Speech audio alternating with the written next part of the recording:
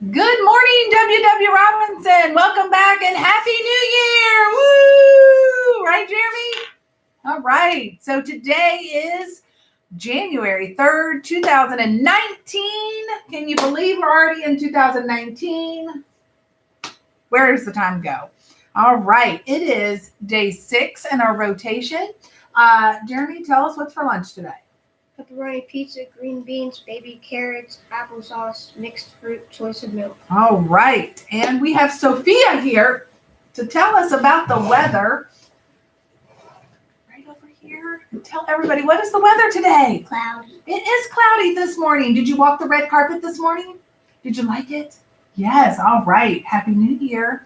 And we have Brooklyn here to lead us in the pledge. So please stand for the Pledge of Allegiance. No, you're right. All right, ready? I pledge allegiance to the flag of the United States of America and to the republic for which it stands, one nation, under God, indivisible, with liberty and justice for all. Thank you. Good job, Brooklyn. Did you like walking the red carpet this morning? All right. It was magical. It was magical. All right. Love to hear that. Please join me for a moment of silence.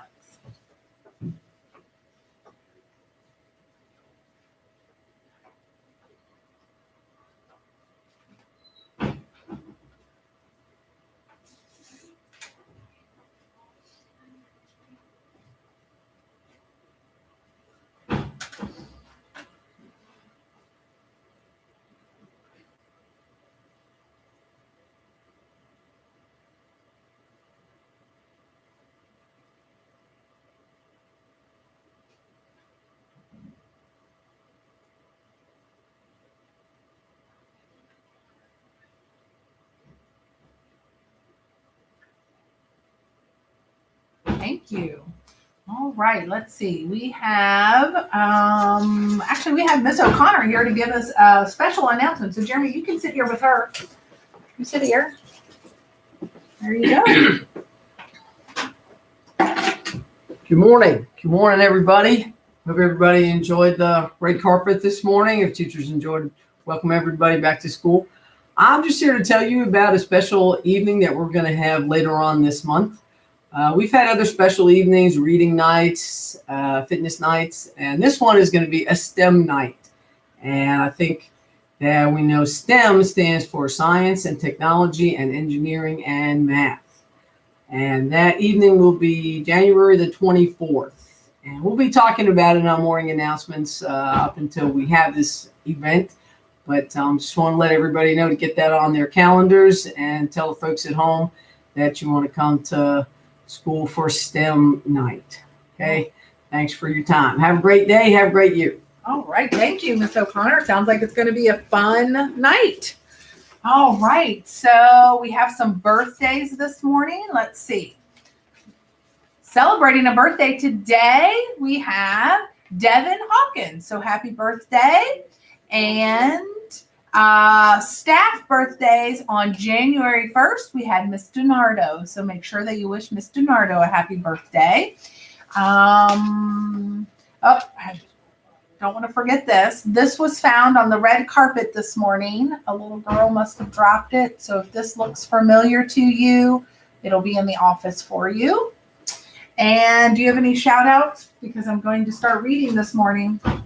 Miss Gerard's class. Miss Gerard's class. So I'm going to start reading Elvis and the Underdogs. And here's what the front of the book looks like. The author is Jenny Lee. All right.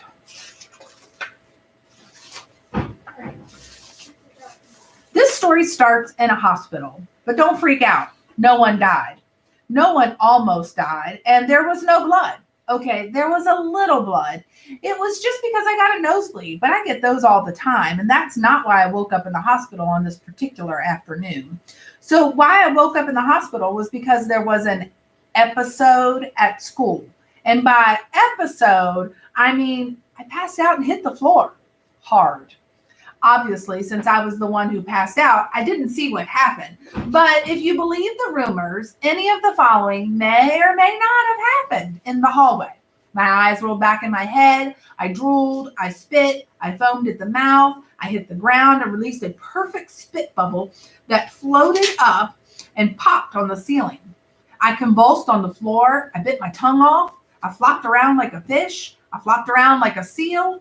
I waved my arms like a beetle on its back. I peed in my pants. I didn't pee in my pants, but it looked like I peed in my pants because Janice Hickenlooper was standing next to me when it happened, and she was holding an apple juice box because she's always holding one. And she freaked when she saw me hit the ground and squeezed her juice box, and it squirted all over my pants, making it look like I peed in my pants. But again, I wasn't exactly conscious, so I don't know what the real story is.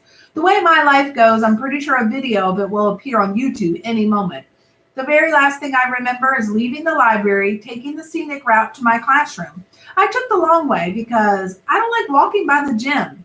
I remember seeing Billy Thompson coming in the opposite direction with his band of thugs. I stopped suddenly when I saw them. Billy Thompson is my arch nemesis. The Lord Voldemort to my Harry Potter. The Tom to my Jerry. The Lex Luthor to my Superman, the Captain Hook to my Peter Pan, the walnuts to my brownie.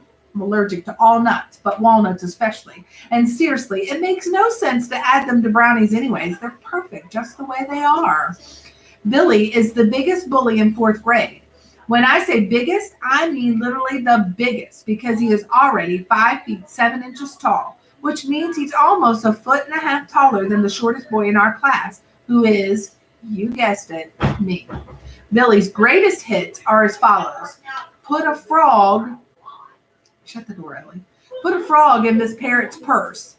Set loose a few crabs in the girls' locker room. Pulled the fire alarm to get out taking a test. Filled Pickles McGrew's locker with oyster crackers. Bet you thought I was going to say pickles, didn't you? It's obvious choice, I know, but trust me, Billy Thompson is not the brightest flame in the chandelier. Stuck a slice of cafeteria pepperoni pizza on the ceiling of the gym's teacher.